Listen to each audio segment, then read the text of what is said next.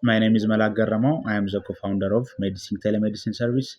In Ethiopia, millions struggles to access healthcare because 80% of the population lives in rural areas, yet most doctors and hospitals are in the cities. So this creates long travel times, misdiagnosis, preventable deaths are happening because of not reaching the healthcare. So that's why we created Medicine.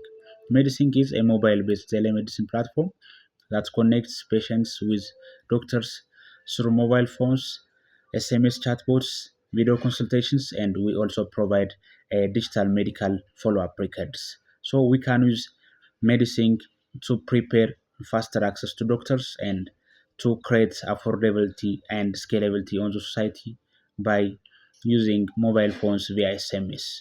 It also empowers the healthcare by giving them expert support. With Ethiopian growing mobile penetration and the government push for a digital health transformation, the opportunity is massive.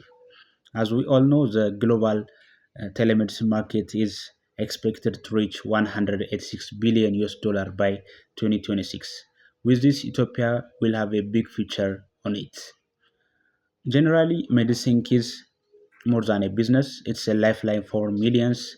With the right support, we can revolutionize and impact the healthcare service in Ethiopia.